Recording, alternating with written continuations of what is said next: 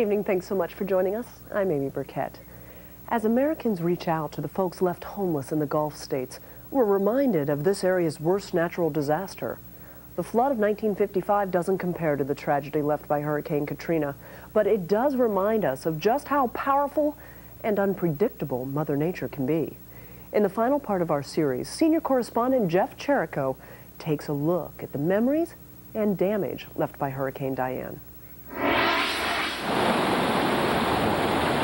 August 19th, 1955. Nothing in the world would have stopped that flood. Nothing. Torrential downpours from the remnants of Hurricane Diane left a path of destruction through the Poconos.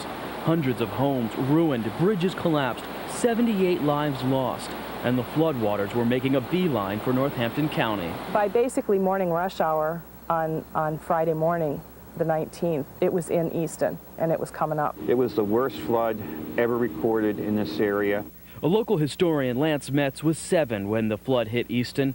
Today, he stands in the city's Scott Park, right where the Delaware and Lehigh rivers meet. 50 years ago, this area was completely submerged. Here's the Lehigh, swollen beyond capacity, trying to come into the Delaware, and the Delaware says, "I don't think so, I'm already full, you can't come in here."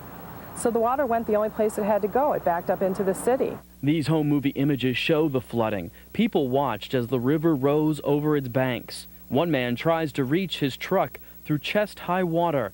Some say a third of downtown Easton was turned into a river. One thing that I got a chuckle out of was to see that motorboat all of a sudden come out from the right and cross South 3rd Street.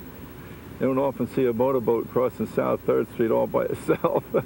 So here all this is backing up into there, and the merchants are trying desperately to get their merchandise out of the buildings, but for most people it was too late. Time was also running short for those who lived near the river. And that got all flooded out. Forks Township Fire Chief at the time, Tiny Smith, and his friend Donald Frick helped rescue dozens of people from their homes in an amphibious Jeep. The Jeep could go anywhere where the water wasn't real fast flowing, and that way you could ride over top of the roofs of the houses and get the other people out of the second floors. A good many of them didn't even want to leave, but the captain would say you'd have to go. Don and Tiny returned with tempo to the place they worked so feverishly to rescue people, and at one point, save themselves when the Jeep stalled. That's when I told Tiny to grab a hold of a tree limb, and he was holding one arm on the Jeep and one arm on the hand on the tree limb. He said, "Well, hold on," and I said, "Well, get it going, because you can't hold no longer." You better keep holding on, and it spun the Jeep around by him holding it on, and we headed towards land, and it finally started. Everything was hitting us. If we wouldn't have got it started, we'd have hit down in some place.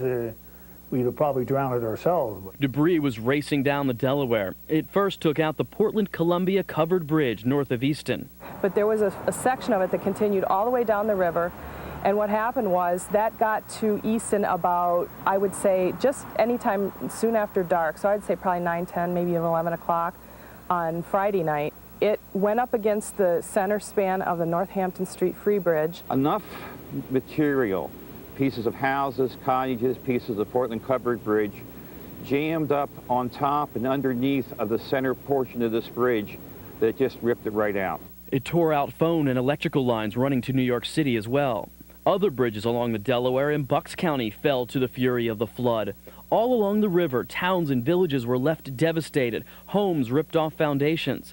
Today, along Route 32 in Solebury, one building still shows just how high the water reached, 6 to 7 feet higher than the flood of April 2005. In the Delaware Valley itself, it was 99 lives lost, 88 of those on the Pennsylvania side of the river, 11 in New Jersey.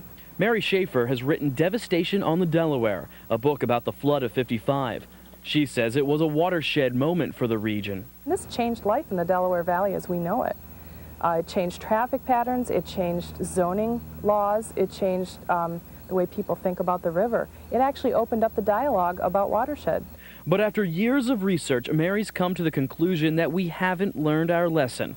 She says prior to the flood of April 2005, we had a third less rain than we did in 1955, but the flood level raised dangerously close to 1955. But we had 84% of the flood crest on the river.